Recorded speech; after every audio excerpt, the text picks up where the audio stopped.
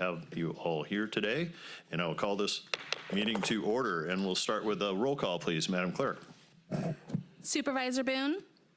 Supervisor Flores? Present. Supervisor Ziegemeyer? Here. Supervisor Baines? Present. Supervisor Stevens? Okay, if I can ask everyone to please rise. We'll start with an invocation from Cole Evans from the Feather River Temple of the Church of Jesus Christ of the Latter-day Saints, followed by the Pledge of Allegiance, led by Lieutenant Ravjeet Mann. Okay?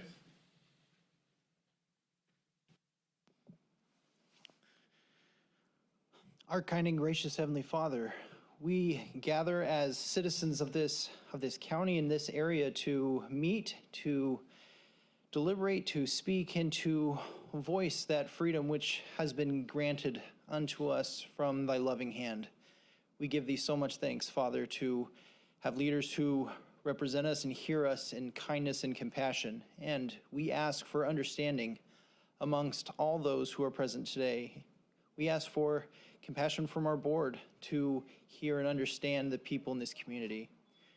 We so pray that thy Spirit may bring unto us a sense of unity and decision-making that may result in the benefit of the many people who rely upon their strengths and upon their talents and upon their time.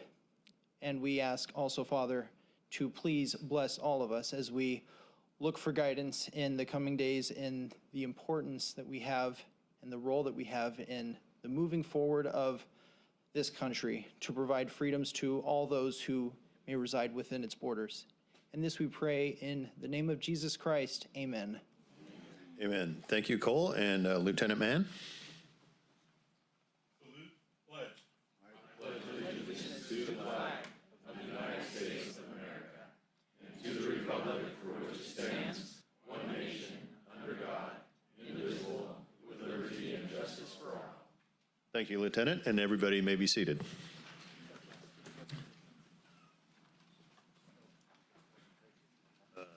Well, actually, yeah, sorry, he's already remaining standing because we know we have presentations. So actually, for the first presentation, though, we'll just remain seated, sorry, because it's a presentation to us. So we should. Pam Miller, Don Angelo, and Yeah. Carly Pacheco, please join the board up front for a certificate to the Board of Supervisors in recognition of membership in the AARP Age-Friendly Network.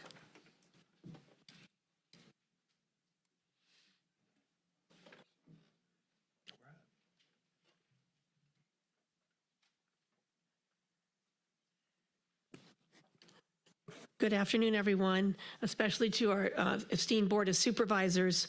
My name is Pam Miller, and I'm the Executive Director of the Area Agency on Aging, serving 7 counties, including Sutter County. We are also the core partner in the Aging and Disability Resource Connection for Yuba and Sutter counties.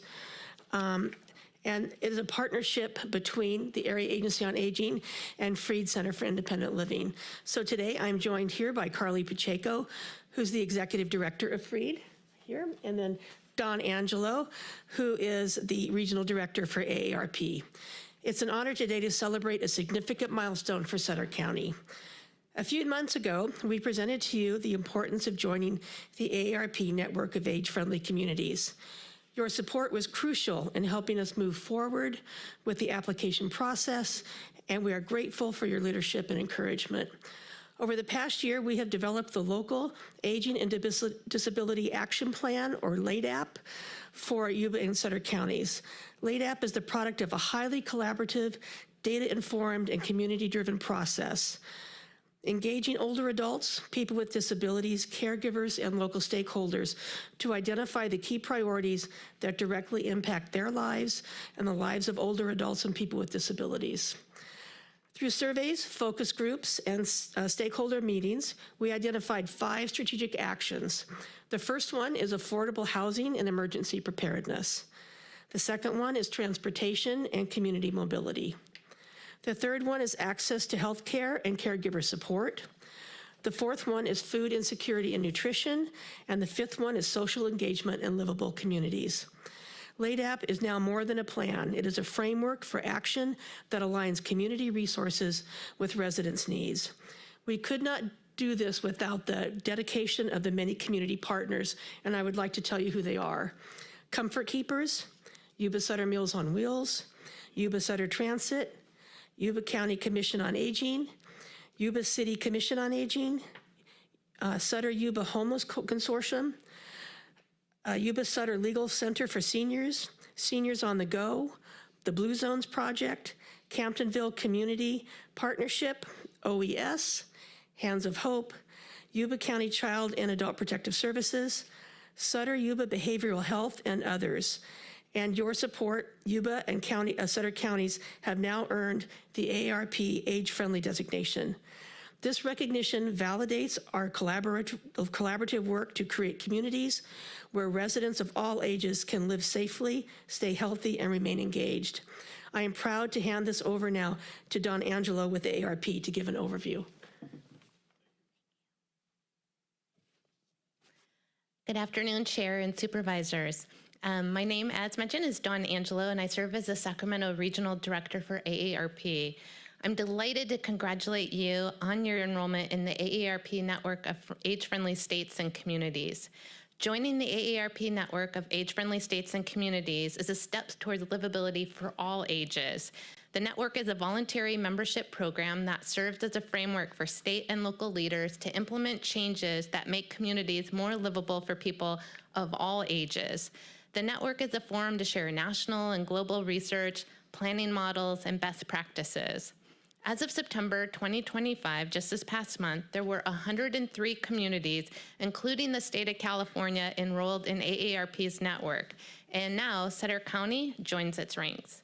Age-friendly communities are places that make it easier for people to live their best lives at every age. They offer diverse housing and transportation choices, safe and accessible public spaces, and ways for people of all ages and abilities to participate in their communities, Age-friendly communities also promote health, access to information for all, and opportunities for increased social engagement. It's also important to remember that age-friendly communities aren't just for older adults. Surveys conducted by AARP show that people for all ages and from every generation value from the same community features. AARP survey results also show that people over the age of 50 have a strong desire to stay in their home and community as they age, and they're making plans to do so. However, many of our communities weren't designed for an aging population. Worldwide, the population is aging, and the United States and California are no exception. In fact, our population is aging more quickly than you might expect. By 2030, it is projected that 1 in 4 Californians will be 65 and over, and for the first time in our nation's history, by the year 2035, the number of adults older than 65 will be greater than the number of children under 19. Enrolling in the Age-Friendly Network provides a framework to prepare for this demographic shift. The 5-year process begins with a community needs assessment, followed by developing an action plan. Both of these activities have been completed by the county, as was mentioned earlier by Pam. The county now enters the 3rd phase to implement the plan and track progress. The final year is an opportunity to evaluate the impact of the work and create a progress report. That report illustrates how the age-friendly work is transforming the social and physical environment in your community and truly impacting people's lives. I also want to mention the other benefits of enrolling in AARP's Age-Friendly Network. This includes access to technical assistance and national resources, invitations to exclusive age-friendly roundtables where topics aligned with age-friendly planning are explored, along with the opportunity to connect with other network members. And lastly, members are informed of grant opportunities, including the AARP Challenge Grant. Since 2017, AARP has awarded over 1,700 projects through community challenge grants to nonprofit organizations and government entities. So we want to share how much we appreciate your commitment towards making Sutter County a more age-friendly community. And now I would like to have Carly, Executive Director with Freed, speak with you. Good afternoon, Supervisors. I'm Carly Pacheco, the Executive Director of Freed Center for Independent Living. We're so appreciative of your support around the development of this plan. I want to highlight just a few of the 37 objectives that are included in the final plan.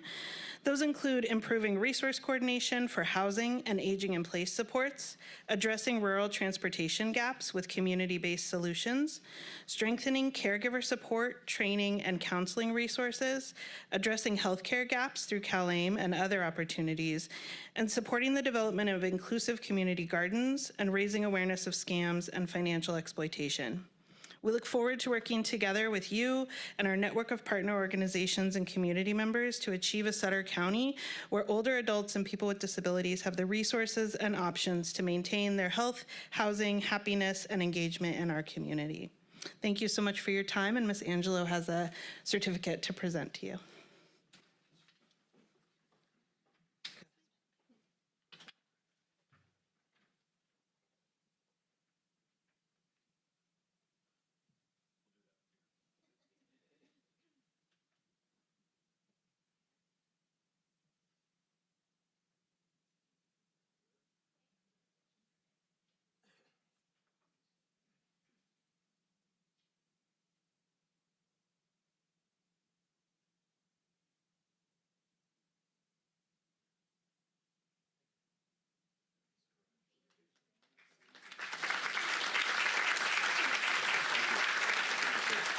Thank you so much. Thank you. Just a couple of words before you go. First of all, thank you for your presentation, and thank you for all the amazing work that you guys do.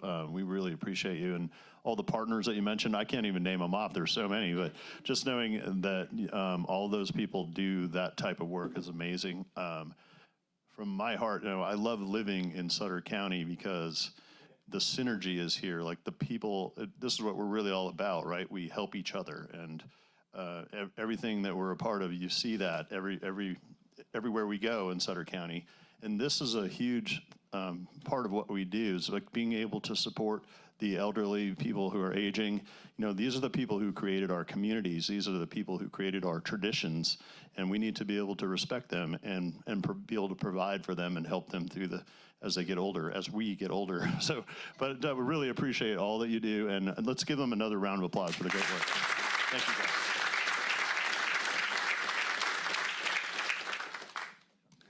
Will Susan Redford please join the board up front for a presentation of a gold resolution in honor of your retirement from Sutter County?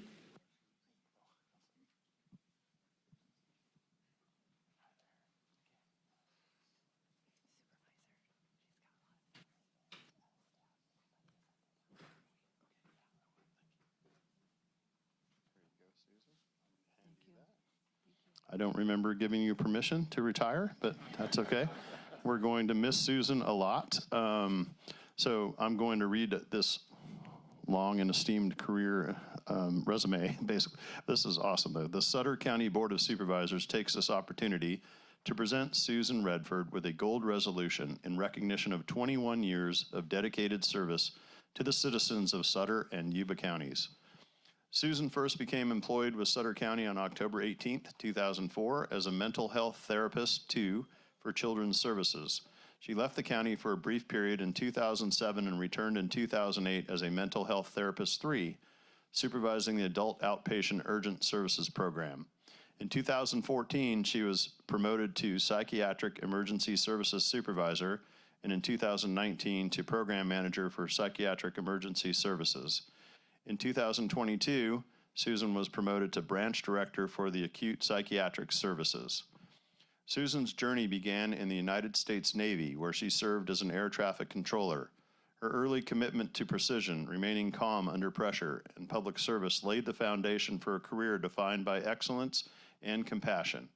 Susan earned her BA in counseling from Prescott College and an MA in counseling from Chapman University, graduating with honors.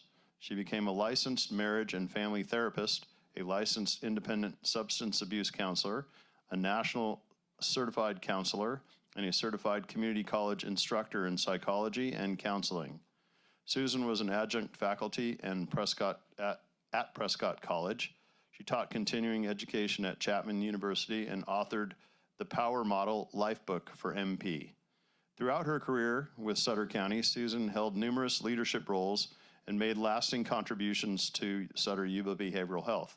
Her work has resulted in several recognitions for inspirational leadership, dedication, outstanding service, and commitment to excellence in exhibiting calm and vital leadership in the face of crises. I witnessed that personally, by the way. You did that. You were amazing throughout so many years of that. She received awards. The calmness is what I'm talking about. So she received awards from the California Hospital Association, California State Association of Counties, and the National Association of Counties for her groundbreaking work in emergency behavioral health collaboration. Susan is recognized as a caring and valued member of the Sutter Yuba Behavioral Health Team who has always approached her work in empathy with integrity and deep respect for the dignity of every person she served. As she enters retirement, we celebrate not just the conclusion of a career, but the enduring impact of a life devoted to healing, teaching, and leading. Susan leaves behind a legacy that will continue to shape the field of behavioral health for years to come. The Sutter County Board of Supervisors offers congratulations and sincere appreciation to Susan Redford on the occasion of her retirement on October 30th, 2025, and causes the names of each of its members to be affixed to this gold resolution as evidence of the board's individual and collective appreciation for 21 years of service to Sutter County. So round of applause. Awesome. Do we have family come up? Family and people who work with you are here, or is, okay. Yes, anybody, please. We'd like all of you here to celebrate with Susan.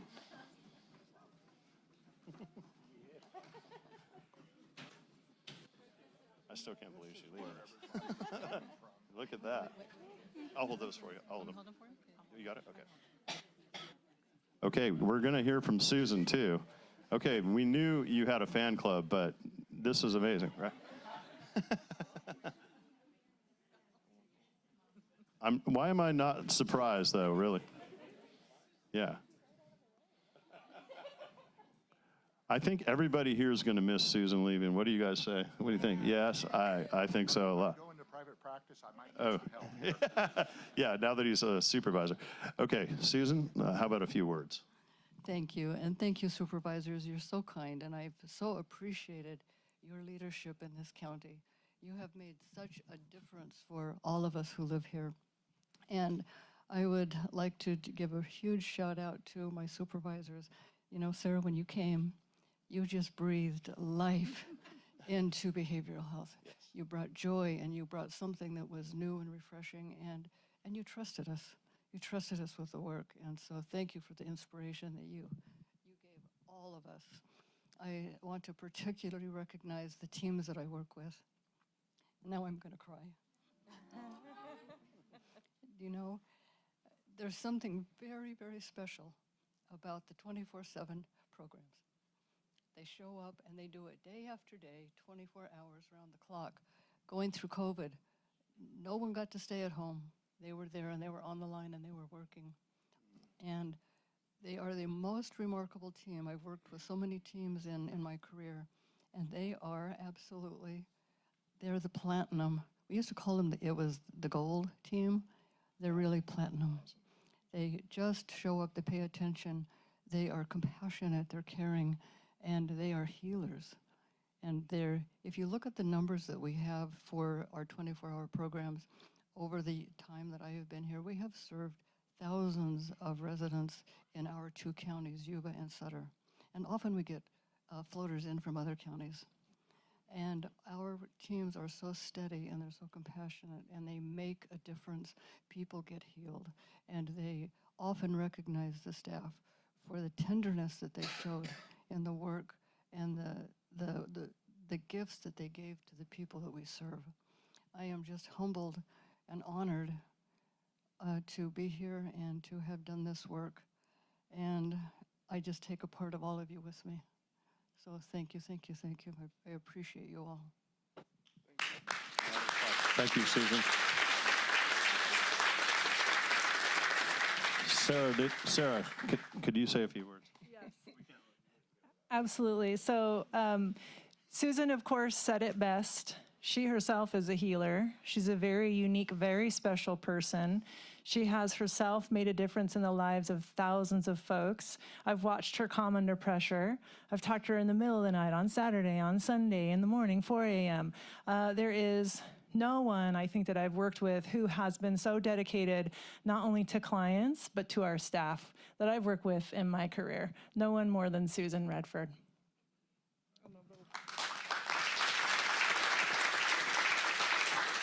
I just want to take a minute or two as well. It's been my privilege to be Susan's direct supervisor for the last 3 years or so, and I always knew that she was just kind of the bedrock of psychiatric emergency services for many years at behavioral health, and I just gained an even greater appreciation of that when we worked together. One of the things that you know about Susan if you've met her is that she's very calm, she's very grounded, and she can get through anything, and she just looks like nothing's bothering her at all.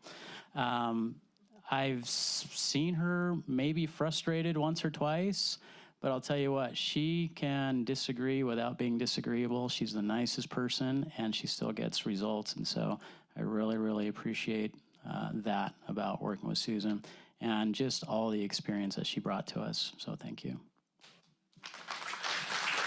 Susan, I don't think we can let you go.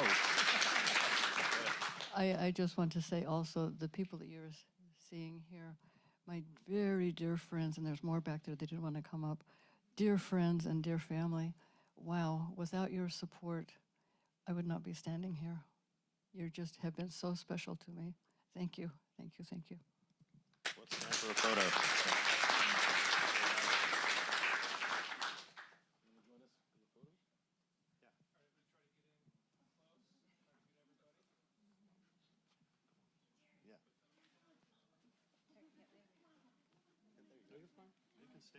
I was gonna say, come on. Oh, yeah, you can get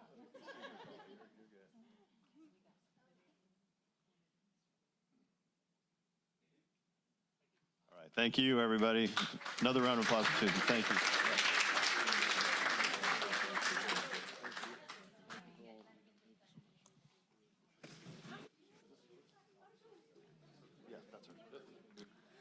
Will Lieutenant Ravjeet Mann please join the board up front for a presentation of a plaque in recognition of completing the FBI National Academy?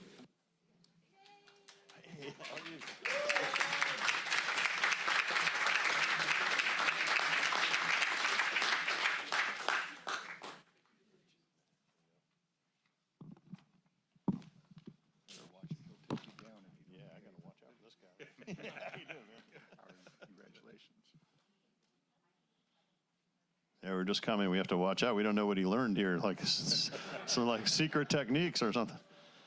Well, congratulations, Lieutenant. The Sutter County Board of Supervisors wishes to acknowledge and congratulate you for your outstanding leadership and commitment to excellence in law enforcement. You have joined the elite group of officers around the world. Your achievement reflects the highest standards of service, integrity, dedication to the profession. So congratulations on completing the FBI National Academy. And maybe you can give us a few words about that academy and what you went through and all. We'd love to hear it. So, thank you. I just want to start off by thanking Sheriff Barnes and Under Sheriff Smallwood for believing in me and giving me this opportunity. I do appreciate it. My family, without their support, this wouldn't have been possible. So I love you guys. And as far as Academy, 12 weeks of rigorous training, leadership, physical health, mental health, and it was great. I brought a lot back to the sheriff's office, and it was I was just grateful for the opportunities. Thank you, guys. awesome. Congratulations. Thank you. Can we go photo?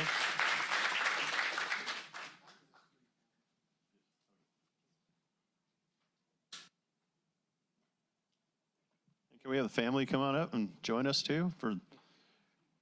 They're like, oh, really, Dad?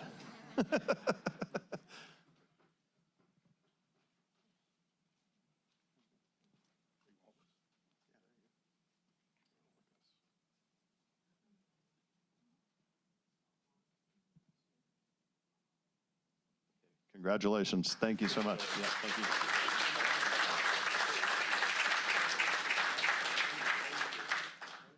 Have the sheriff, everybody come down. They want to come down? Sure. do you want to come down, Sheriff, take a photo too? Great.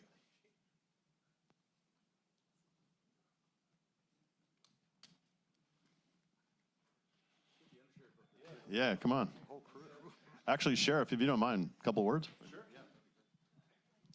Well, I didn't really have anything prepared, so bear with me for the next 3-4 minutes. So, yeah, right. So the FBI National Academy was first founded in 1935, and it's very prestigious. It's, like Rob said, it's a 12-week program that focuses on leadership, education, wellness, and it's accredited through the University of Virginia. And so less than 1% of all law enforcement officers get to go through that particular academy, which is how prestigious it is. We happen to have 3 members that have all graduated that, myself, the undersheriff, and now Lieutenant Mann. So, you know, we're already eyeing to send somebody else, but it takes several years to get through the process. Rob got derailed by the pandemic a little bit, so he's actually been in this process for 5 years. And like he said, it's 12 weeks away from home, away from your family, who make a huge sacrifice. And we couldn't be more proud of the work that he did and everything he's brought back and the leadership he's shown to his staff. And we're just blessed to know that he was representing Sutter County on the world stage at the FBI National Academy. It's pretty cool.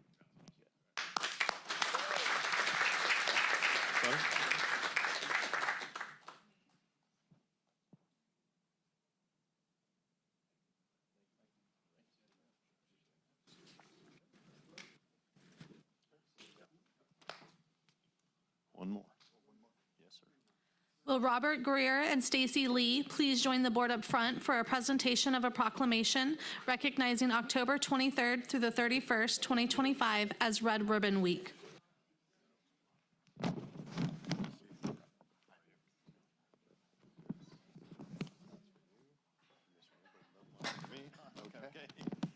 All right, Red Ribbon Week, celebrated in the communities across the nation on October 23rd through the 31st, 2025, offers citizens the opportunity to demonstrate their commitment to drug-free lifestyles.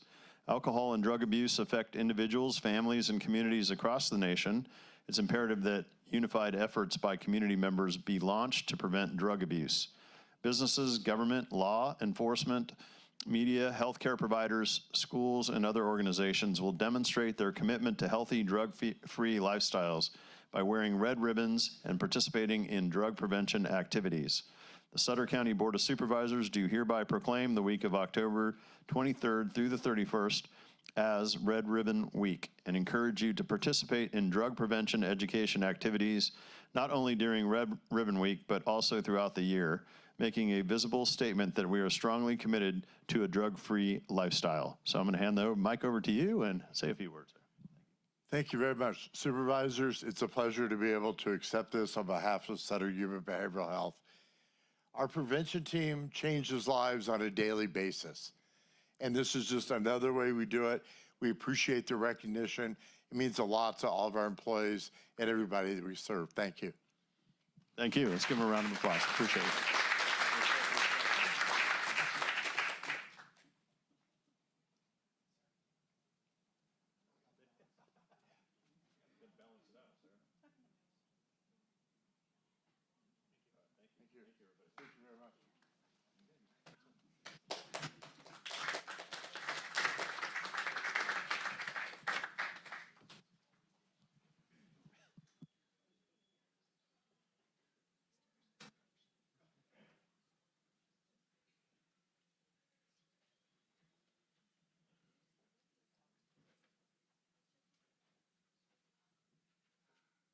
I think all Susan's fans cleared out, so, but here we are, and I was going to go, all right, thank you, Lieutenant. Let's see. Okay, we go to next item is public comment. Members of the public will be allowed to address the board of items of interest to the public that are within the subject matter jurisdiction of the Board of Supervisors. State law provides no discussion or action may be taken on any item not appearing on the posted agenda. Madam Clerk, do we have comments? We received 2 public comments. The first public comment is from Nicole Hopkins. Okay. Nicole?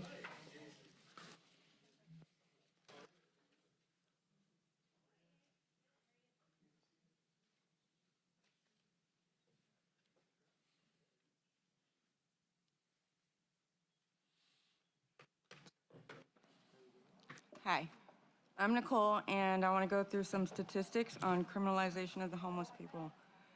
Criminalization encompasses laws and ordinances that prohibit and punish for sleeping, sitting, or sheltering themselves with anything such as blankets, tarps, or other life-sustaining activities unavoidable to unhoused people. Property is seized or destroyed during the enforcement of encampment evictions. Criminalization and discrimination can further marginalize them and make it harder to find stable housing. There is zero evidence that criminalization reduces homelessness, even though criminalization has been practiced since the 1990s by numerous cities. Then an inability to access private property or a safe place where one can legally dwell keeps one in constant anxiety and risk of future enforcement. This produces a sequence of events that deepen suffering, poverty, and perpetuates homelessness. Displacement can disrupt social networks and pushes people into more isolated areas as they seek to avoid future law enforcement encounters. Displacement or jail time severs ties with and undermines trust in service providers such as police, counselors, etc. Using law enforcement on homeless people diverts them from doing their real jobs, and in turn crime increases. Enforcement results can go into a criminal record, which complicates access for future housing. Those who are detained due to enforcement measures may lose a job, all their possessions, and are usually released with nowhere to go. All this also contributes to social stigma and division within communities. Here's some more facts you didn't know. Increased cost in law enforcement, health care, public services, and emergency shelters. Enforcement is expensive. After spending $20.6 billion in 2015, San Francisco budget analyst concluded that the current enforcement measures are just too expensive. Cities from Spokane to Denver may spend millions enforcing ordinances that criminalize homeless people. Higher rates of chronic illness, diseases, mental health issues, and more statistics reveal a shorter life expectancy. Not only are these practices immoral and inhumane, if a person is aware that criminalization depletes life or oppresses an individual and still practices the same action upon that person, then that is attempted murder, no matter how you look at it. And turning heads and pretending it's not real or being in denial about it is accessory to murder either way. We need to stop evicting and incarcerating the homeless. We have a duty as human beings to be more humane towards each other, to take into account what it's like to have the shoe on the other foot. This is how we practice unity. Unity is best described as loving your neighbor as yourself, but to criminalize the homeless people, it is cruel and unusual punishment, and we should never cross that line. There are solutions, but how can we find solutions if we are looking with judgments or stereotypes?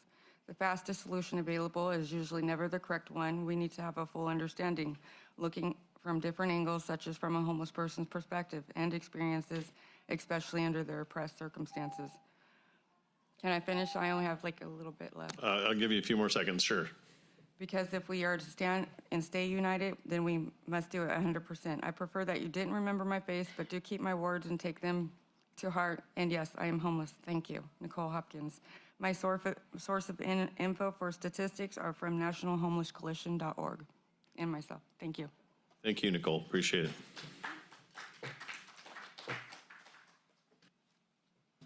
Our next public speaker is Anthony Mitchell.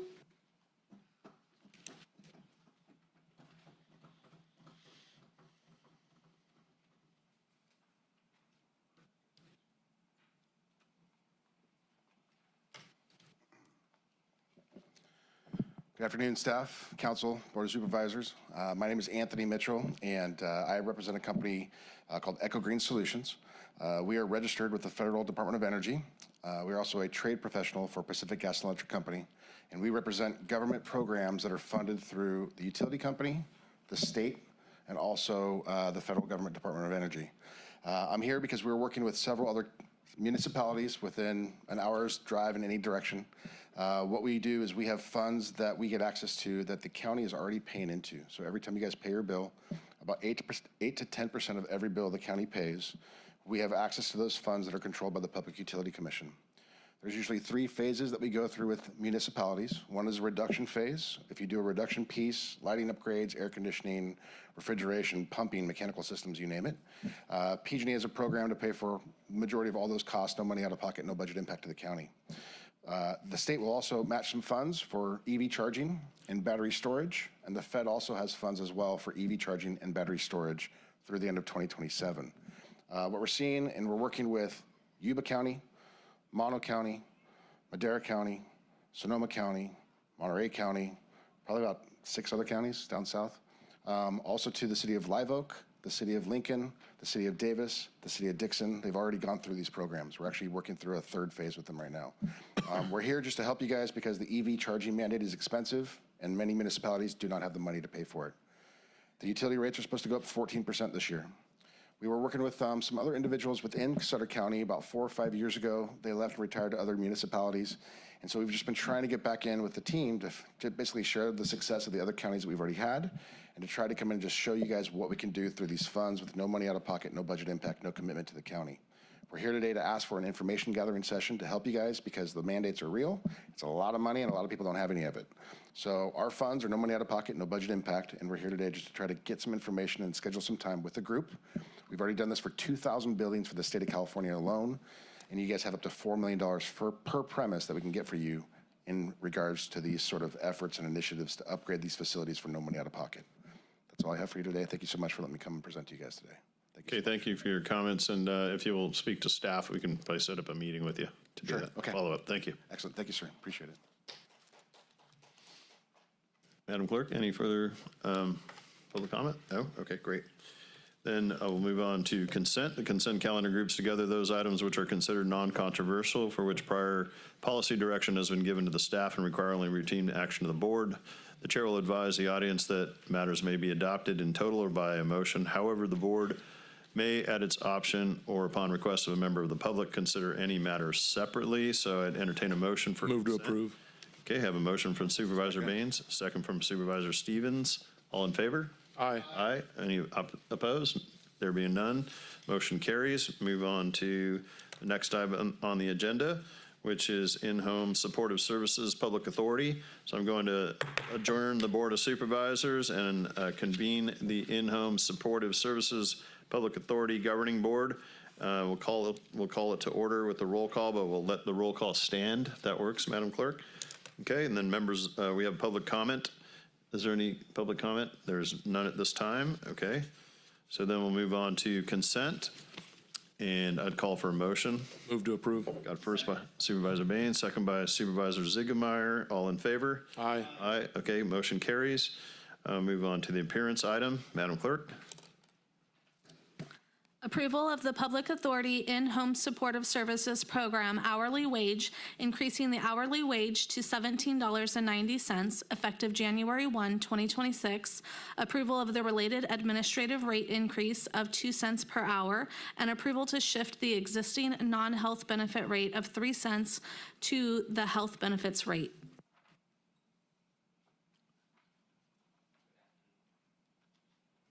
Sorry about that. Good afternoon, Chair Flores and Board of Supervisors. My name is Chuck Game from Health and Human Services, the Public Authority's Office. So the department is requesting or recommending the board to approve the in-home supportive services Public Authority from $17.35 to $17.90 per hour. Approval of the related administrative cost increase of 2 cents. And approval to shift the existing non-benefit rate of 3 cents to health benefit rate. For context, your board on August 13th, 2024, approved a memorandum of understanding between IHSS and the Public Authority with the United Domestic Workers of America from the period of January 1, 2023 through June 30th, 2027. That MOU consists of 3 separate wage increases that must be approved by your board and the California Department of Social Services. The first wage increase in the amount of $16.50 was approved on August 13th, 2024 by your board. The second wage increase of $17.35 was approved by your board on October 22nd, 2024. This would be the third increase. If approved, will be effective January 1st, 2026. The total cost of the increase is approximately $129,000, which will be fully funded by Social Services Realignment Fund and have no direct cost to county funds. I'm happy to answer any questions that you may have. Okay, thank you.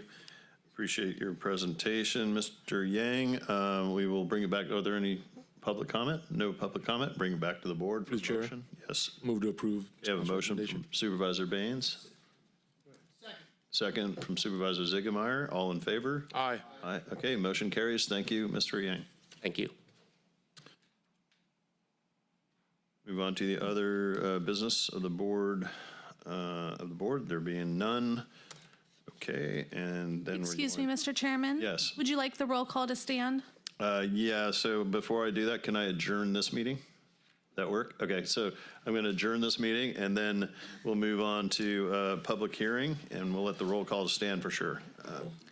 Public hearing to consider adopting an ordinance establishing 40 miles per hour speed limits for Lee Road, starting at Garden Highway and ending at Garwood Road, waive the full reading, direct the clerk to read the title only, and continue the item to the meeting of November 4th, 2025 for adoption. Good afternoon, Chair and Supervisors. I'm here before you for this matter that concerns Lee Road. It's a residential road in the vicinity of Rio Oso, adjacent to the golf course. Our department received complaints of speeding in the early part of this summer. We did the required engineering and traffic surveys, which are included in your staff report package. We found that the traffic volumes were about 180 vehicles a day. The road currently has a non-posted speed limit of 55 miles per hour. So if there's not a posted speed limit in Sutter County, then the speed limit is 55 miles per hour.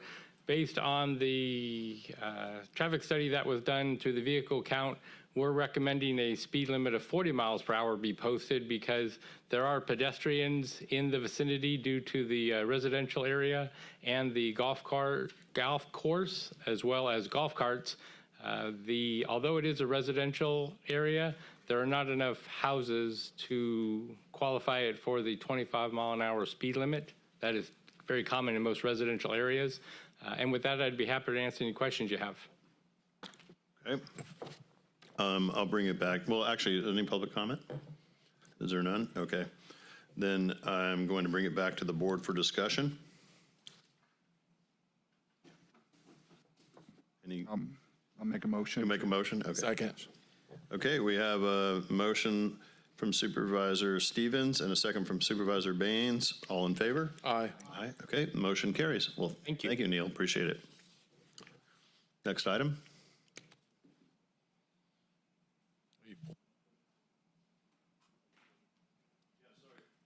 I should have said that before, but item 24 is pulled from the agenda. So the next item is item 25. Thank you. And may I please read the title of the ordinance for the last item? Yes, please.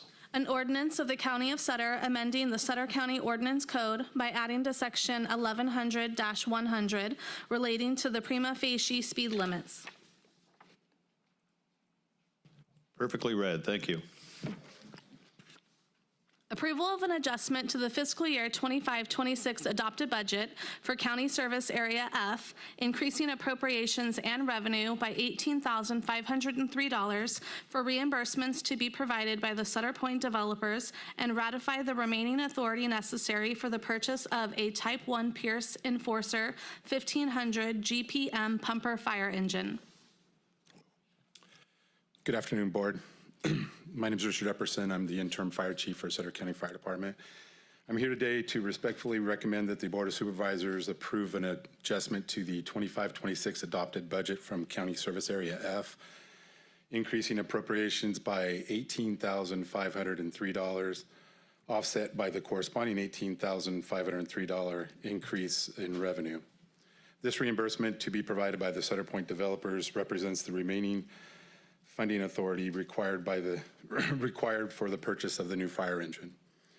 As previously reported, the original quoted price for the apparatus was $689,811.88, inclusive of sales tax. This amount was prepaid on September 29th, 2022. After the approval of 2 authorized change orders, the revised total cost increased to $702,534, leaving a balance of approximately $12,722. To complete the purchase and to ensure that the vehicle is fully equipped for operational deployment, We're requesting approval to allocate $5,781 from the remaining balance for final modifications. These modifications include a communications radio and custom storage decking to accommodate and organize mission-critical equipment. These enhancements are critical to ensure that the apparatus is fully mission-ready and can be immediately deployed to support the emergency service coverage in the Sutter Point area. More importantly, the Sutter Point developers have agreed to fully reimburse the county for all of these costs. Upon completion of the work and delivery of the apparatus, all reimbursed funds will be returned to County Service Area F into the 0305 fire budget, reinforcing our commitment to fiscal responsibility and transparency. Do you have any questions? Okay, thank you for the presentation. Appreciate that. Are there any public comment? Is there any public comment? Okay, there being none, I'll bring it back to the board. Move to approve. Second. Okay, we have a motion by Supervisor Baines, a second by Supervisor Ziegemeier. All in favor? Aye. Okay, the motion carries. Thank you. Appreciate it, Chief. Approval of a salary range adjustment for the Deputy District Attorney 2, 3, and 4 job classifications. Authorization for the District Attorney's Office to offer a hiring and retention bonus to experienced DDAs 2, 3, and 4 until June 1, 2026. Delete one vacant senior criminal investigator in the District Attorney's Office and add one flexibly staffed District Attorney, Deputy District Attorney 2, 3, and 4. Good afternoon, Chairman and members of the board. Veronica Baumgartner, HR Director. Good afternoon. Good afternoon. Thank you. As you may know, our District Attorney's Office, along with many county offices across the state, continue to experience very high rates of turnover for Deputy District Attorney positions. Presently, our office, or the District Attorney's Office, has a 60% vacancy rate for attorneys, with only 4 of their 10 allocated positions currently filled. Because of the high turnover, all 4 of our current attorneys have less than 1 year of experience with Sutter County. And 2 of those 4 were just hired within the last 2 months. Exit interview data has indicated that some of the reasons for high turnover are the incredibly high workload due to low staffing and staff turnover, and insufficient pay for the volume of work expected to be performed, and the need for more experienced staff and training and mentoring opportunities. Qualified and tenured district attorney staff are essential to protecting public safety, our community, and really seeing justice go full circle from when it comes from, arrest all the way through to this office for prosecution. Experienced attorneys bring stability, institutional knowledge, and expertise needed to handle complex and high-stake cases. The ability to recruit and retain experienced staff create those opportunities that we need for mentorship, allowing newer attorneys to learn directly from seasoned prosecutors. So to start, our first recommendation today is to assist with attracting and hiring more retracting, hiring, and more importantly, retaining experienced staff. So we recommend approval of an equity adjustment for the outlined deputy district attorney positions.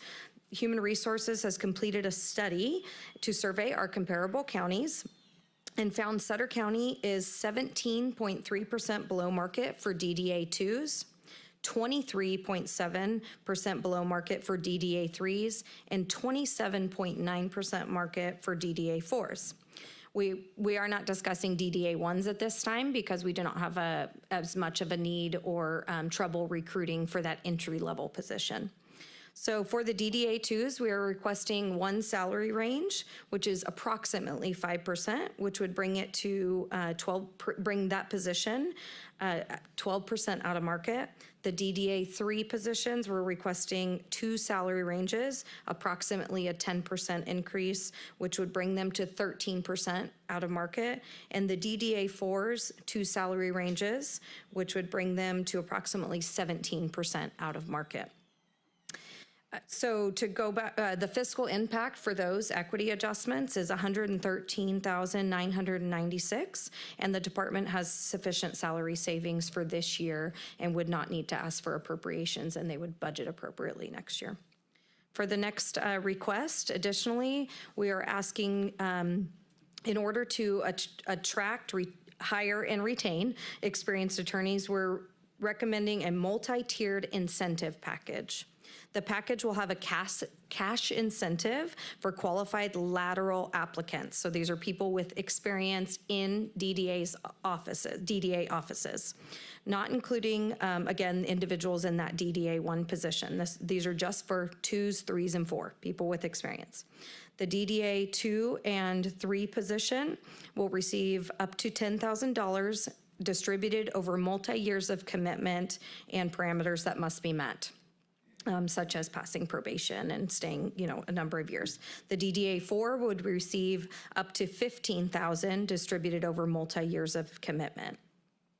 We know applicants are not only deterred by, low wages, but also the loss of accrued benefits when they're leaving another county, right? So there's a lot of things we all can think of, PERS and these things that we might not be able to change, but we know, or many of you in this room know, when you're leaving other county service, it's hard to leave, right? That you have you accrue so much vacation, or you have so much sick time or vacation on the books. So what we're requesting, a way to, kind of bring people over laterally, is to front load 40 hours of vacation and sick for these individuals that have experience, and also a relocation bonus if it's just to Sutter County within a certain amount of time. So it wouldn't be forever if you move to Sutter County, but we really want to encourage people to invest and, build this foundation here in Sutter County. As stated earlier, retaining is also part of this. So of course, we got with the union and spoke, and a big thing that we brought forward is we want employees that are already here doing the work, right, to be recognized and for staying as well and putting in all this time. So we would ask that those that are currently in the position, there are 2 that would qualify, that they also receive this. This hiring incentive, all of those items, the vacation, the sick, the cash bonus, would only be through June of 2026. And this is being funded by the DDA has been and is freezing a position. So the position has already not been filled. We're, in October, almost November, and it would not be filled until the next fiscal year. So that's how it would be paid for, and there's sufficient monies available with freezing that one position. Lastly, it's recommended that the board approve to amend our position allocation schedule and delete 1 senior criminal investigator and add 1 flexibly staffed district attorney, 1, 2, 3. This was previously brought in front of your board, and we asked for, to add a senior criminal investigator due to employees being out on leave and such, with the intent to hopefully come back and be able to get that DDA position back. This actually is a decrease, a cost of $40,567. So we are both here for any questions. Okay, Madam Clerk, do we have a member of the public comment? We have one public comment. It's from Ron Slavin. Okay, welcome, Ron.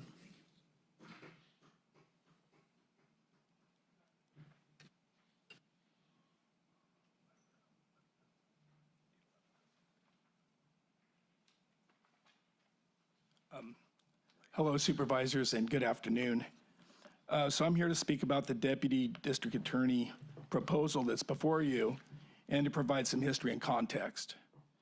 In the 2022 GSP negotiations, the county asked the union if we would be interested in negotiating salary equity increases for employees that were not general fund. The bargaining team responded, yes, we are.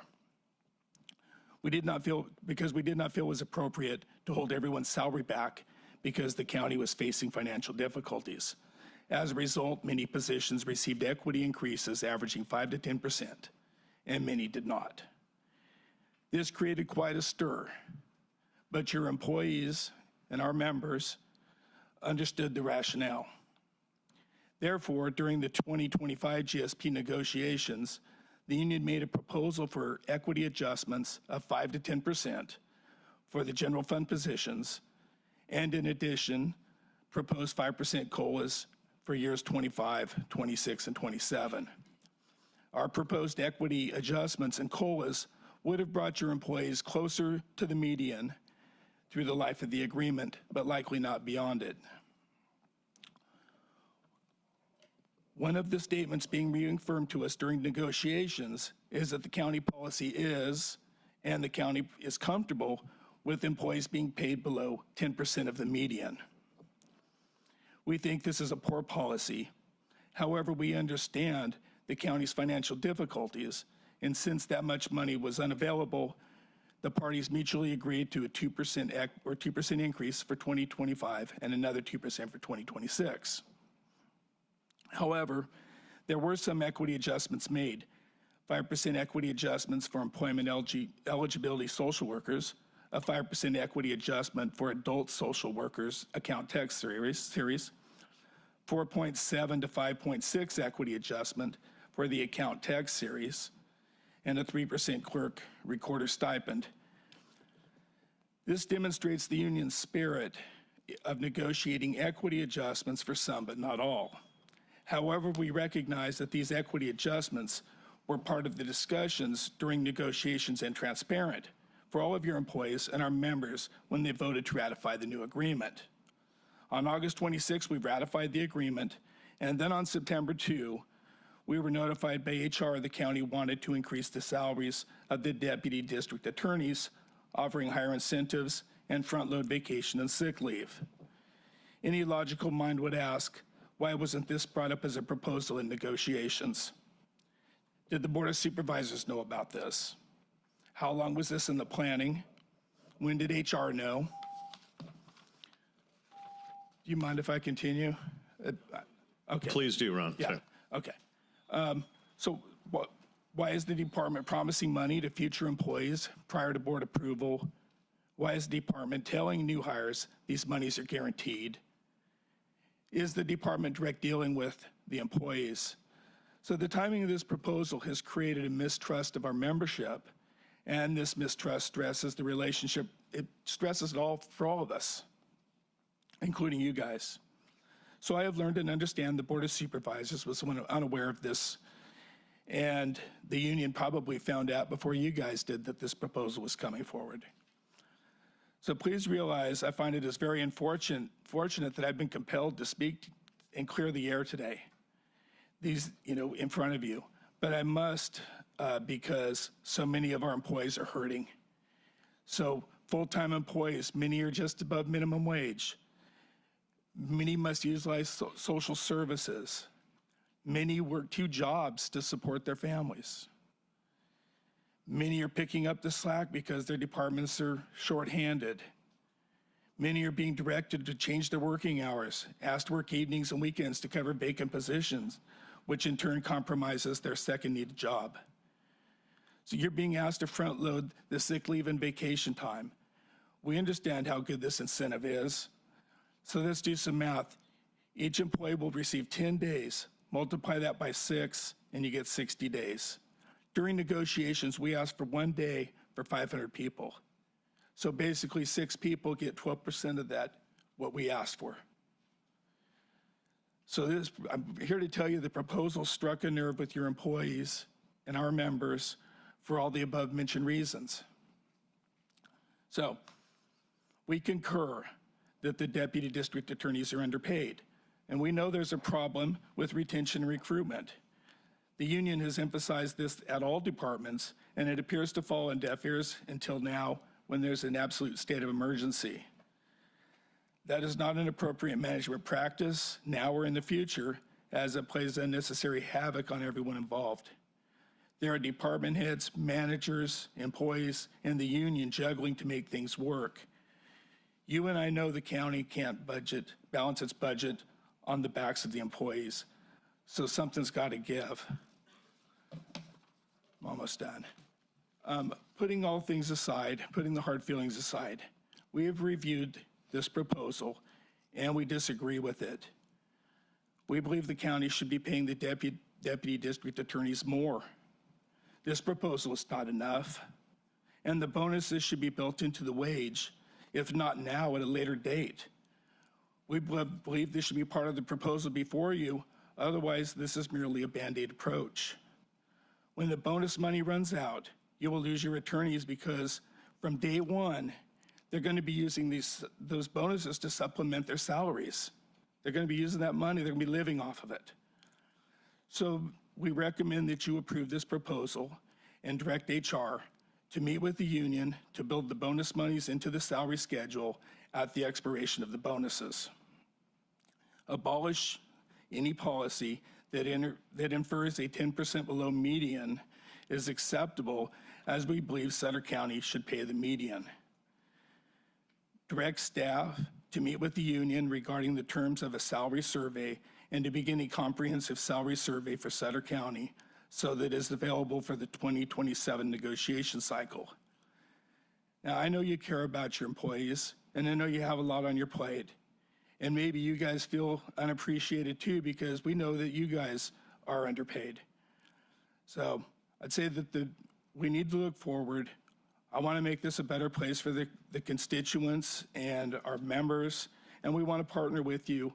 We want to keep our relationship good, if not better, but the way this was brought to us really put an unnecessary stress on our entire membership and your employees. So thank you for your time. Okay, thank you, Ron. I appreciate it. So I can, DA, can you address his comments? I'd appreciate that. Certainly, there were a lot of them, so if I miss one that you particularly want to hear about, please let me know. Okay. I think the key difference in what he raised regarding proposals during negotiations and what we are asking for here is that this is zero net cost to the county. This is using money that has already been budgeted to the district attorney's office, freezing a position and using that money to enable us to hire some employees. There's another significant difference. District attorneys are not a dime a dozen. They are a very, very scarce resource nationwide. It's not like a lot of the other members of the union. They are very specific skills, very specific educational requirements, and very specific experience that we need to lighten the load on the 4 people that we have. So I can't speak to the hard feelings, how it was brought to the union's attention, although I do know that there were, I believe, 3 meetings between Human Resources and the union. I also know that members of my team met with the union. So I can't speak to the ins and outs of negotiation. I can't speak to any hard feelings. I'm not going to disagree that the deputy district attorneys do need more money than what we have here. But what I can tell this board is that we have 2 people who left, who have experience, who are looking forward to coming back in the event that this moves forward and you approve it. Okay, thank you for your comments. And then CAO Steve Smith, do you have some comments as well? Yeah, I wanted to mention, and I appreciate Mr. Slavin, and we work together well. I would disagree with one of the statements, and it may be something that was said to you, but it was mentioned that the county is okay paying, below 10% of market. I don't think we're okay with that, and I think any time that we have some positions that are significantly more outstanding, we look at these equity adjustments. We heard the deputy district attorney, either 3 or 4 are nearly 30% out of market. So it may look like picking and choosing, but we're picking and choosing positions that are incredibly out of market and trying to move that up enough to make it right. And to your credit, sir, you also mentioned you think the pay should be better overall. So it's not to pick, but we're definitely not okay with that. And as the county has shown over the past decade or more, that public safety greatly does benefit from funding sources because it is the primary function of government. I think having these positions more recruitable is just one key part in our criminal justice system, because if the sheriff's office or police departments are making arrests and we have no one to charge or to move forward and prosecute, then it's nearly pointless. I will say I've had recent discussions with the district attorney. She's very committed to the overall success of the office, to leadership training at all levels of her department, and making it a welcoming environment, as difficult as that can be. So I just wanted to address a few of those issues, and happy to answer any questions. Okay, thank you, CAO Steve Smith. And then any comments, other comments from the board? Chair. Yes. Can I ask staff, I heard a number there, and I've heard it before, I believe, there's 60% vacancy in the department. How does that relate to other departments? So 60% vacancy of the DDA. So she does have other, areas within her department, but of the deputy district attorneys, 60%. I mean, it's kind of hard to say. I like my office, who's 10 people, I was without our one accountant for a year. That's 100% vacancy. So it's hard to be relative to other departments. I would say, if we speak of other public safety, they use a similar threshold of 60%. There's provisions when they're down 60%, we may have to outsource some of these, maybe dispatching, and not outsource all of them, but when overtime and things are so large. So I don't think this department's in the short time I've been here, but anyone else could speak, but I don't think this department's seen that much vacancy in such a really high stress, high, level position, again, with so many cases that are so high level. It's hard for, so there's Jen, her assistant, and then we have a level 4, so like a lead. And so a lot of these felony prosecutions can only be done by, seniored or, individuals, whereas the misdemeanors and smaller things like that can be done by less tenured staff. So that doesn't answer your question necessarily. It does help, though. Other counties. Oh, sure. I don't know if this is helpful. I was at the Rural Counties California District Attorneys Association conference last week in Grass Valley. Generally, other than the much larger offices, but the majority of smaller rural counties, we're at between 40 and 50% filled. So 60, 50% vacant. A lot of them went up because they had revenue measures that passed, and so salaries increased. For example, Butte County was at 50%. They're now at, I believe, 70 or 80%, based simply on the hiring bonus and the increased salaries. Okay, thank you. So one quick question, and Steve, I'm glad you're actually up there, or actually DA, either one, but there were several other items. I know the exit interview was mentioned, and I've heard about these exit interviews, and you picked a few of the items from the exit interviews that included compensatory sort of items. There are other items. So are those items being addressed as well from those exit interviews, the feedback that we received from staff? So the items that I've been informed of in the exit interviews, yes, they are being addressed. One of them was there was too much work, or at least one of them was there was too much work. Part of that was lack of training, so that not all of the necessary laws were being followed. So yes, when I took office, there was an increase in some very necessary work to keep us in compliance with the law.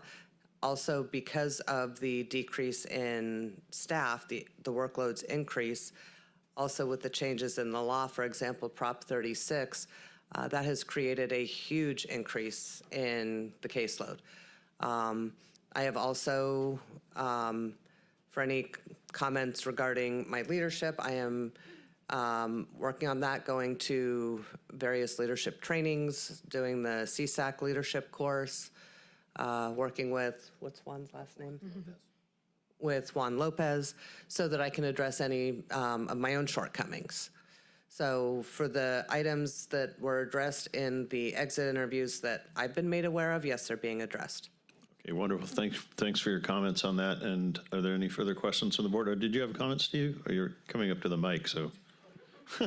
Sorry, I'm all over. I'm going to next. I'm trying to follow you around the room here, but I was just going to out of the ordinary. I'm not sure we're going to allow this. This is a statewide recruitment problem as well. Yes. So in almost every county, we are having this issue when I talk to other CAOs. I'm sure it's to varying degrees of severity depending on where you are, but I just wanted to mention that. And I can add to that piece a little bit, if you don't mind. The California bar rates and such are staying pretty steady with people passing the bar and using theirs, but a lot of people, not in this capacity, but in other law capacities, can now move out of California and practice law in California, right? And so that's where a lot of it's gone. We are losing people to probably, I guess, maybe lower living expenses, and being able to work remote more and things like that. So that's where a number that I've seen from other, district attorneys' offices, and just general with attorneys statewide. Okay, well, I appreciate your comments, and I appreciate the DA's work and effort in getting this done, and working through this process, because I know there's been many challenges in the last few years especially, so I do appreciate the work of the DA on that. May I clarify? Did you have a comment? Yeah, Sorry. Sorry, one comment from the board, and then we'll come back to the team. No, I want to thank this, our district attorney. Thank you. Last week, her and I talked about this, and I want to thank Ron. Ron, I've been a supervisor now for almost 7 years, and we care deeply about all her employees. I mean, every single one of them. And you'll see through social media throughout that county supervisors don't, a few random don't care for us and so forth. They don't do enough. I assure you, everyone is working really hard, behind the scenes, in front of the scenes. Every one of us go to bed at night thinking, what can we do better to cut costs, right? And it seems like every time we cut costs, where does the money go? It always seems to go towards public safety. And that is really tough for us. It really is, because we love our public safety, but we love everyone else too. That's tough. And that's why when I asked district attorney, hey, what are we doing to attract more people? How do we get more people? Because then I walk into our office and I ask, what are those binders? It's like, those are the really, really, really bad things that are going on, and that's what I have to deal with. And I'm like, my gosh, how do you come to work a day? She said, that's why we only have 3 other people in this office. What are we doing to fill those? Sometimes it's not about money. Sometimes it's about other things, but we're working on that. And it's just, it's tough for me to say that what we're doing here for this department and doing whatever we can to fill this department up, to put away these bad guys and wrongdoers in the community, it's badly needed. But at the same time, your people are badly needed as well. No one's more important than the others. It feels like we treat it that way because where the public safety money goes towards sheriff, fire, district attorney, probation, and so forth. But we're going to continue to work with everyone. We're going to continue to find ways to cut costs. One of those meetings was just this last week in Public Works. Literally in every meeting we sit down, our biggest thing is, where can we cut costs? Because we got to do other things for other employees, not just public safety. You are literally right there along with the sheriff and the district attorney and probation. No one's ahead, you're right there. We just got to keep everyone safe and work with each other, but this is a tough deal. But like I said, we got to get some people. I hope that this never happens again. So I would implore, how we could have these meetings with yourself in 221 meetings so we could figure out how to get this thing a little through, so we're not having, you come to our meetings and because this feels like a slap in the face. That's what it felt like up there. and your union members. What I'm saying is how they felt, like how it all went down, and truly sorry about that. We all are sorry about that. I'm sure the district attorney's sorry about that, like I said, but so we can get this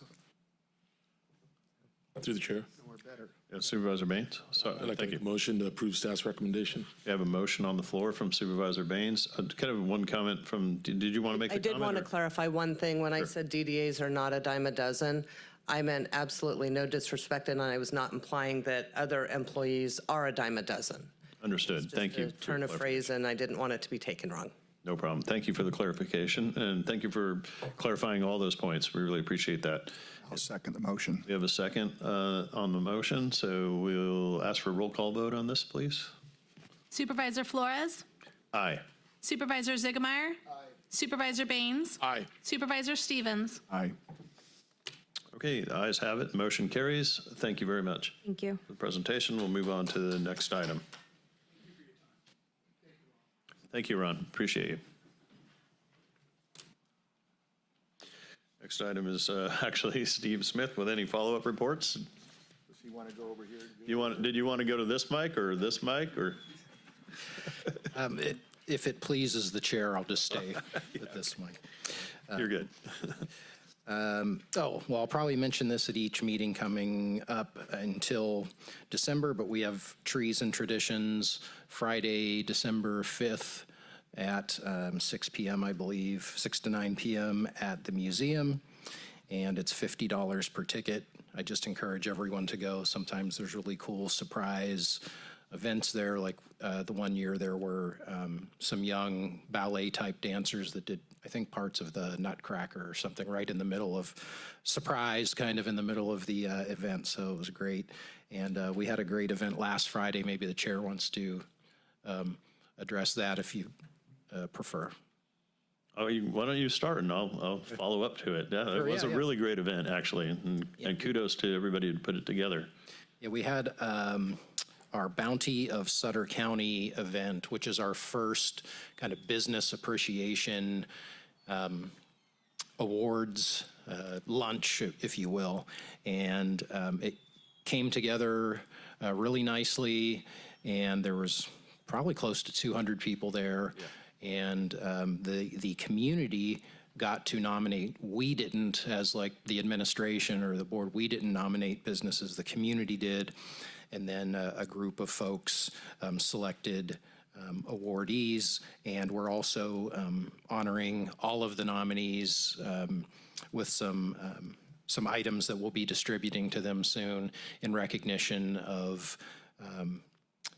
them being valued in Sutter County. And we look forward to each year hopefully improving and recognizing more and more of our businesses, but small businesses, especially any businesses available, but small businesses tend to be the lifeblood of a community and the ones that have local founders and support so many families. So it was nice to see some of those local businesses, and some of our local ones aren't so small actually nowadays either. So it's great to see success in Sutter County, and we just wanted to celebrate that, and it was really well received. So thank you. It was. Thank you, Stephen. And just to add to that, I want to thank the Economic Development Corporation for the work they did to help put it together, and of course staff who really worked well. The event was very well organized and very well received by the business community and the community at large. And it was just great to be able to be there to appreciate businesses. We don't usually get that opportunity to have them one-on-one and be able to recognize them on stage. So it was a really good event. Okay, with that, I'm going to bring it back to the board for district reports. You can start since you have something to say. I was just going to add to the about the Bounty of Sutter. It's probably the first one I ever. I know it's the only Bounty of Sutter County or any place that I've been to that we've had lunch with the horses and chickens, and the chickens were crowing. So very unique, but very good lunch. Did you have any district report or anything? No, nothing else to report. Okay, great. Supervisor Ziegemeier? Okay, through the chair. So I want to thank Mike and Debbie Reed for you guys are wonderful hosts during the museum. I'm sorry I won't be there. I will be at the the California Farm Bureau Convention. So I'm looking forward to that. This will be my first time attending on behalf of the county. Agriculture is a big deal here, but I'm definitely I'm gonna donate a pair of Oakley sunglasses. So swing by the shop and pick up a pair. We'll get you a real nice pair. Yeah. I want to thank our Supervisor Baines. His son was just married recently. That's a Baron, great kid. That's congratulations. Saw the pictures. It's very nice. That's exciting. Hopefully I'm a long ways from that, but our kids are growing up too fast. Congratulations to Supervisor Flores. His daughter was just recently engaged. Wow, everyone's growing up so fast. So we'll start out with the positives. This Friday night, Sutter football plays Casa Robles. Casa Robles is 8-1, Sutter's 9-0. If Sutter wins, it's a great team, 2 great programs on Halloween night. It's going to be crazy in Sutter. But if Sutter wins, they get a chance to get the #1 seed, so they'll play at least the first 2 games at home. This is our shot to make the state championship game, our best shot in a long time to win it. So it's going to be exciting. For volleyball, girls Husky volleyball starts the first round of the playoffs tonight in Sutter. That's exciting. I believe River Valley, there's like 6 local teams playing in playoffs, so that's exciting for volleyball. So I just want to put on the agenda for next meeting. The district attorney and I have been working over the last 6 months on a DUI program and a vaping program, and it's fitting that I talk about it because it's Red Ribbon Week. This is absolutely crazy that we're 12.8% of our youth vape. The state average is 6.6%. We're in the top 10 for DUIs under 21. That's a big deal. So the district attorney was showing me these goggles the other day, and it's what the goggles do is they impair your vision so you can step up putting the different goggles on. And it's very scary what's happening in our schools. Very scary. Elementary schools, especially high schools. Vaping is a gateway drug. It is. Look at every statistic. It is right there. That's where they're starting. They're moving up. And we need to figure out how to educate it. About a year ago, we applied for a grant. We were denied this grant. Unbelievable. Showed them the statistics, showed them everything. They said, nope, you're not going to get it. So, like I said, as a board, I'd like to put a letter together, and we're going to go after these grants again. We're going to get with Tom Resser, our Sutter County Superintendent of Schools, and I figure, we'll do this together, hit them from the supervisors, superintendent of schools, from behavioral health. We talk about this on the behavioral health committee, and we have to figure out something how to just curb it, nip it in the rear, because it's happening everywhere. It's happening with kids that you'd never suspect that are doing this, and it is a huge deal, and a huge spotlight should be put on it, because one of these days it's going to be one of our kids or our family members that's going to be hit by someone that is vaping the wrong thing. It impairs them, and they're driving, whether that be to school, or from a movie, or from something extracurricular. But so I want to thank the district attorney, and Sarah, thank you, this is great. But like I said, I want to start getting to the ad hoc where we can put something together and we can vote on this next meeting. Thank you. Last 2 things, Rick Martin passed away. Rick Martin was a former firefighter for Sutter County. He was a firefighter when I was a volunteer firefighter, lived in Sutter. I went to school with his daughter and his son. He was a great, great guy. Learned a lot from Rick. I'm sad to hear of his passing yesterday. And would like to send a letter out and get a brick in his name. And I'd also like, I don't know if we did ever look into a brick for Dwight Day, when Dwight Day, our former fire chief, when he passed.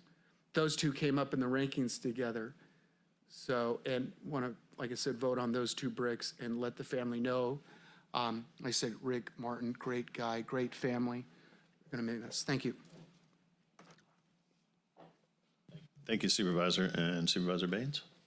Yeah, just a reminder to everybody, this week is the 46th annual Nugget Eatin'.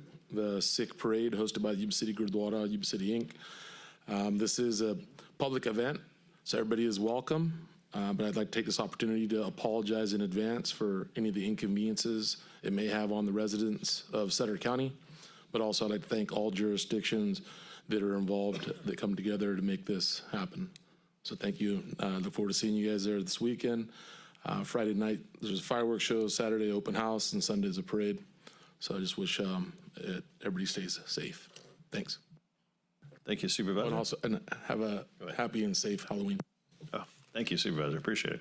You're going to have candy at your house? Or? Yeah. Okay, just Supervisor Stevens had another comment. Yeah, I just forgot to announce that November 3rd I'm going to have a town hall out in Robbins if anybody is interested in coming out to Robbins. Okay, thank you, Supervisor Stevens. And I want to first start by congratulating Supervisor Baines. So that wedding was amazing. Congratulations to you and your family. Just a really great celebration. I'm exhausted, so I don't know how you handled it or how you're recovering, because it's like 5 days of continuous celebration. But it was a wonderful wedding. Thank you for the invitation. I also want to make an announcement that we're going to have reindeer at the library. So is this a live reindeer? Is this like, oh wow, okay. So we're going to have a real reindeer. It's an experience, a magical encounter with a real reindeer, educational fun for all ages. It's going to be on the 7th of November. It starts at 4 p.m. I have to go check that out. Go see the reindeer. Okay. And then lots of things happening in the 2nd District. We had a folk festival this last weekend that was great downtown. A lot of really good turnout, lots of great music. We had the opening of Celestino's. If you haven't tried it, great Italian food. They have the pizza there that's to die for. It's New York style pizza. I lived in New York for a while. I lived in New York for a while, and it was a great pizza there. And this was like right close to it, so very, very good. There's a new archway on Plumas Street as well, so we're celebrating the downtown and what's happening on the street. I attended the Pink October dinner last weekend too, and I'll tell you that was an amazing event put on by the Hard Rock. And I just want to thank again the Enterprise Rancheria Tribe, who made a donation to Sutter Health for $220,000 for cancer, towards cancer research and cancer care. So those are the only announcements I have. Any further announcements from the board? Okay. With that, we will adjourn the meeting. No closed sessions, right? Okay, we'll take a motion for adjournment. Sorry. Second. All in favor? Aye. Okay, now we'll adjourn the meeting. There we go. Thank you, guys. And great to see you, Mike.